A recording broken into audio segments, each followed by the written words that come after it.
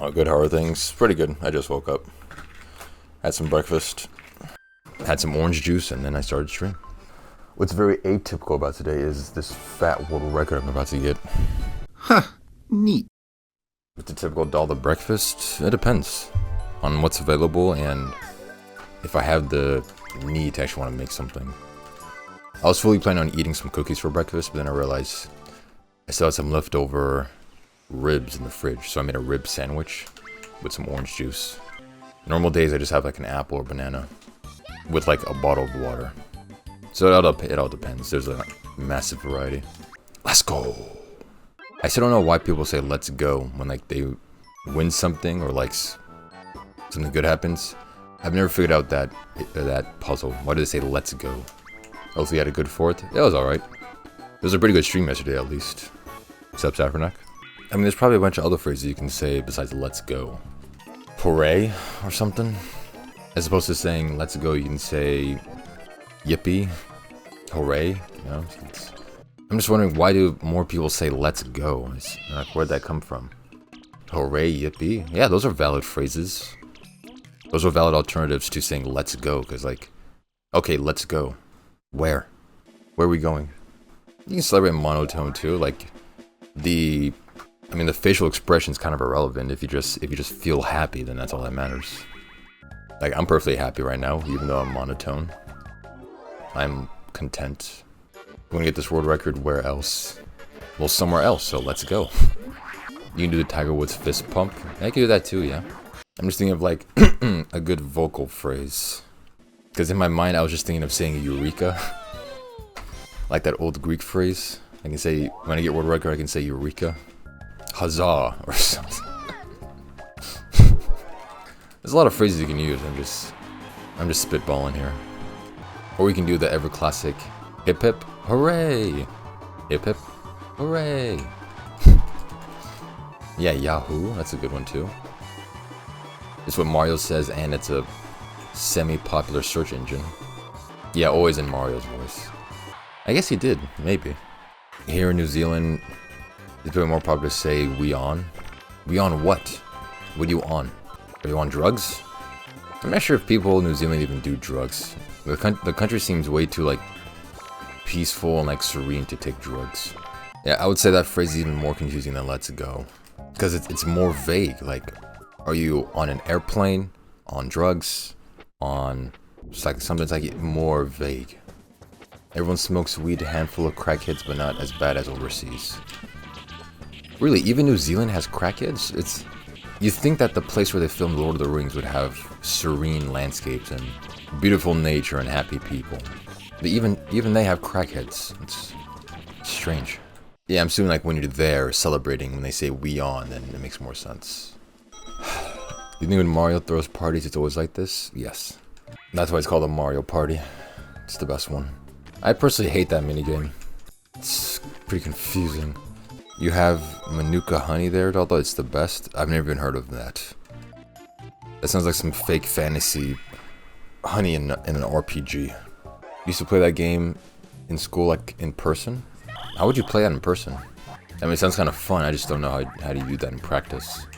I don't know why I have so much phlegm, man. I coughed up so much, especially yesterday on stream. And it turns out I saw more in the tank. I still got more shit to spit. Face the direction our teacher would pick out people facing the same direction when melody stops. Okay, that makes more sense.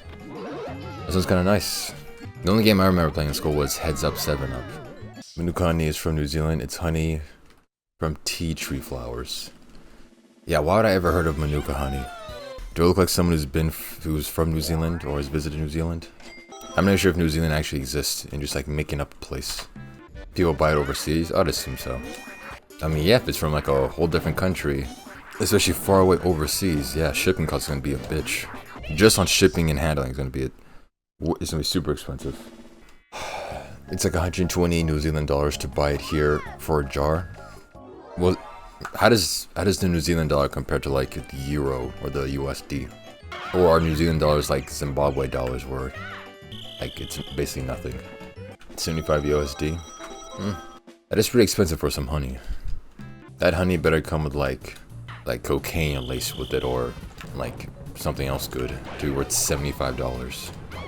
I still won't forget about that one Torpedo Targets game I had where I was close to winning it, and the CPU team clutched it up at the very end with a tie because the target spawned literally in front of them. The last target they needed to tie the game, right in front of them, tied it, lost the entire run. Oh, I'll never forget that. It was magical. The newer Mario parties don't hit the same. That's another phrase I don't understand where they came from. Hits the same or hits different. That has to be a TikTok phrase. Yeah, but true, they don't hit the same, quote unquote. I think I tried one of the most recent Mario parties and yeah, I was just not feeling it. It was just missing something important. Always analyzing language, because it's important. It's literally the means of communicating. And how language comes about and transforms, it's kind of, if anything, it's always a fascinating thing to me. Along with like history. Language is amazing. It's even more fascinating is internet language. So I'm speaking mostly out of shock and almost an inquisitive nature. Like if you went back in time to a caveman or something, or some from medieval times, and you told them, for real, on God, Riz, hits different, fucking 100 emoji. Like, try explaining emojis to a fucking medieval person or a caveman. I'm pretty sure they would hang you for witchcraft. Also, if you don't analyze language, we're just left to have it just deteriorate into just nothingness and slop. How many languages do you speak? 3. I'm trying to learn another language, but man, it is difficult. Other languages, you have to learn a whole new, alphabet, whole new phonetics, everything. I'm trying to learn the language that my mother's side of the family speaks. I think there's certainly 2 of them, but the one they mostly use, I forget the name too. It's some African language. It's difficult as fuck to learn, so I can like better communicate with them in their native tongue. Because I used to speak it, but then obviously I lost it when I was a youngin'. I sort of like lost my culture. Began learning this gosh darn English language, and I lost my mother tongue. Good if you value your heritage. Not enough people do that. Yeah, I guess. I just got the feeling, after stream today, I'm gonna watch Scooby-Doo reruns of the original series. I'm gonna watch that. I have a DVD box set of the original series. I'm gonna binge watch the entire original series after stream today. I suddenly just got the feeling that I want to do it. I watched Scooby-Doo in ages. It's still good, man. It still holds up. Or as the kids say, it hits the same. It's peak. Whatever they say. It's still good. I'm gonna rewatch that nonsense after stream today. Yeah, the Cartoon Network days. The gold age. The golden ages. The good old days. They will be missed. It was just the best of days. There were no worse days. It was all good. I feel sorry for my nephews and nieces with the cartoons nowadays. Yeah. There's far and few between, like, just decent good cartoons. There's like one occasional super good one, and the rest are just subpar of terrible quality. That's why I'm so keen on buying DVD box sets of all the good cartoons so I can preserve them and then pass them on to my kids so that they know what good cartoons were.